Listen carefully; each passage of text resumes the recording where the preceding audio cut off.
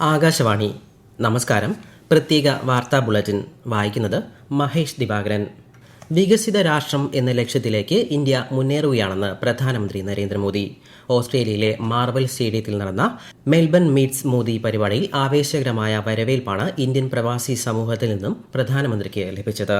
Electronics, pharmaceuticals, automobile മേഖലകളിലെ ലോകോത്തര ബ്രാൻഡായി making India മാറിയതായി ചൂണ്ടിക്കാട്ടിയ അദ്ദേഹം മെട്രോ ശൃംഖല, റാപ്പിഡ് റെയിൽ എന്നിവയിൽ രാജ്യം കൈവരിച്ച നേട്ടങ്ങളെക്കുറിച്ചും പറഞ്ഞു. മെൽബണിൽ നടന്ന മൂന്നാമത് ഇന്ത്യ ഓസ്ട്രേലിയ വാർഷിക ഉച്ചകോടിയിൽ ഓസ്ട്രേലിയൻ പ്രധാനമന്ത്രിക്കൊപ്പം പ്രധാനമന്ത്രി നരേന്ദ്രമോദി ഇന്ന് പങ്കെടുത്തിരുന്നു. ഉഭയകക്ഷി ബന്ധം ശക്തിപ്പെടുത്തുന്നത് സംബന്ധിച്ച പ്രതിനിധിതല ചർച്ചകൾ ഉച്ചകോടിയിൽ നടന്നു. ഓസ്ട്രേലിയയിൽ നിന്നും ഇന്ത്യയിലേക്ക് യുറേനിയം എത്തിക്കുന്നതിനുള്ള സുപ്രധാന കരാറിലും ഇരു രാജ്യങ്ങളും ഒപ്പുവച്ചു. നിർണായക ധാതു ഇടനാഴി, നൂതന സാങ്കേതികവിദ്യ സഹകരണം എന്നിവയ്ക്കും രാജ്യങ്ങൾക്കിടയിൽ ധാരണയായി. കേന്ദ്ര വനിതാ ശിശു വികസന മന്ത്രാലയത്തിന്റെ നേതൃത്വത്തിൽ കൊച്ചിയിൽ സംഘടിപ്പിച്ച ബ്രിക്സ് വനിതാ മന്ത്രിതല യോഗം സമാപിച്ചു. വനിതാ ട്രാക്കിലെ ആദ്യ ബ്രിക്സ് സംയുക്ത പ്രസ്താവനയ്ക്ക് യോഗം അംഗീകാരം നൽകി. ബ്രിക്സ് രാജ്യങ്ങളിലെ മന്ത്രിമാർ, ഉന്നത ഉദ്യോഗസ്ഥർ എന്നിവർ പങ്കെടുത്ത യോഗത്തിൽ ലിംഗസമത്വവും സ്ത്രീ ശാക്തീകരണവുമായി ബന്ധപ്പെട്ട മുൻഗണനാ വിഷയങ്ങൾ ചർച്ച ചെയ്തു. ബ്രിക്സ് വനിതാ ട്രാക്കിന് കീഴിൽ ദീർഘകാല സഹകരണം ശക്തിപ്പെടുത്തുന്നതിനായി ഇന്ത്യ മുന്നോട്ടുവച്ച 2 സംരംഭങ്ങൾ യോഗം അംഗീകരിച്ചു. വയനാട് കള്ളാടി മണ്ണിടിച്ചിലിൽ കാണാതായവരിൽ 3 പേരുടെ മൃതദേഹങ്ങൾ ഇന്ന് കണ്ടെത്തി. ഇതിൽ 2 പേരെ തിരിച്ചറിഞ്ഞിട്ടുണ്ട്. മീനാക്ഷി തോടിന് സമീപം നടന്ന തിരച്ചിലാണ് മൃതദേഹങ്ങൾ കണ്ടെത്തിയത്. പോസ്റ്റ്മോർട്ടത്തിനും എംബാം നടപടികൾക്കും ശേഷം മൃതദേഹങ്ങൾ വ്യോമമാർഗം ബന്ധുക്കൾക്ക് കൈമാറും. ഇനി 2 പേരെ കൂടിയാണ് കണ്ടെത്താനുള്ളത്. ഇവർക്കായി നാളെയും തിരച്ചിൽ തുടരും. PSC ക്രമക്കേടുമായി ബന്ധപ്പെട്ട ആരോപണങ്ങൾ പരിശോധിക്കുന്നതിന് IGS അജിത ബീഗത്തിന്റെ നേതൃത്വത്തിൽ പ്രത്യേക അന്വേഷണ സംഘത്തെ നിയോഗിച്ച് സംസ്ഥാന പോലീസ് മേധാവി ഉത്തരവിറക്കി. SP Sakkariya Mathew, crime branch DYSP Ajay Nath എന്നിവരും സംഘത്തിലുണ്ട്. ഡൽഹിയിൽ കേരളത്തിന്റെ യഥാർത്ഥ അംബാസഡർമാരായി എല്ലാ MPമാരും ഒരു ടീമായി പ്രവർത്തിക്കണമെന്ന് മുഖ്യമന്ത്രി VD സതീശൻ. പാർലമെന്റിന്റെ മൺസൂൺ സമ്മേളനത്തിന് മുന്നോടിയായി തിരുവനന്തപുരത്ത് ചേർന്ന MPമാരുടെ സമ്മേളനത്തിൽ സംസാരിക്കുകയായിരുന്നു മുഖ്യമന്ത്രി. കേരളത്തിന്റെ പൊതുവായ താൽപര്യങ്ങൾ നേടിയെടുക്കാൻ MPമാർ ശ്രമിക്കണമെന്നും മുഖ്യമന്ത്രി യോഗത്തിൽ അഭ്യർത്ഥിച്ചു. ഓപ്പറേഷൻ തൂഫാന്റെ ഭാഗമായി റെയിൽവേ പോലീസ് നടത്തിയ പ്രത്യേക പരിശോധനയിൽ 16 NDPS കേസുകൾ രജിസ്റ്റർ ചെയ്തു. 14 പേരാണ് അറസ്റ്റിലായത്.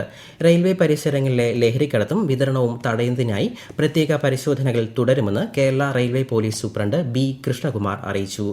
ലഹരി വിപണനത്തെക്കുറിച്ചുള്ള സത്യസന്ധമായ വിവരങ്ങൾ നൽകുന്നവർക്ക് പാരിതോഷികം നൽകുമെന്നും അദ്ദേഹം വ്യക്തമാക്കി. സംസ്ഥാനത്തെ വടക്കൻ ജില്ലകളിൽ ശക്തമായ മഴ തുടരുന്നു. മലപ്പുറം, കോഴിക്കോട്, വയനാട് ജില്ലകളിൽ ഇന്ന് ഓറഞ്ച് ജാഗ്രതയാണ്. 6 ജില്ലകളിൽ മഞ്ഞ ജാഗ്രതയും പ്രഖ്യാപിച്ചു. 5 വടക്കൻ ജില്ലകളിൽ നാളെയും മഞ്ഞ ജാഗ്രതയാണ്. കേരളം, കർണാടക, ലക്ഷദ്വീപ് തീരങ്ങളിൽ നാളെ വരെ മത്സ്യബന്ധനത്തിന് വിലക്കേർപ്പെടുത്തി. ഫിഫ ലോകകപ്പ് ക്വാർട്ടർ ഫൈനൽ മത്സരങ്ങൾക്ക് ഇന്ന് തുടക്കം. രാത്രി 1:30 ബോസ്റ്റൺ സ്റ്റേഡിയത്തിൽ നടക്കുന്ന ആദ്യ മത്സരത്തിൽ മുൻ ചാമ്പ്യന്മാരായ ഫ്രാൻസ് ആഫ്രിക്കൻ കരുത്തരായ മൊറോക്കോയെ നേരിടും. നാളെ രാത്രി 12:30 സ്പെയിൻ ബെൽജിയം രണ്ടാം quarter final. India England T20 cricket പരമ്പരയിലെ 4ാം മത്സരം ഇന്ന് രാത്രി 10 മണിക്ക് ബ്രിസ്റ്റോളിലെ കൗണ്ടി ഗ്രൗണ്ടിൽ നടക്കും. പരമ്പരയിൽ 2-0 പിന്നിൽ നിൽക്കുന്ന ഇന്ത്യക്ക് ഇന്നത്തെ വിജയം നിർണായകമാണ്.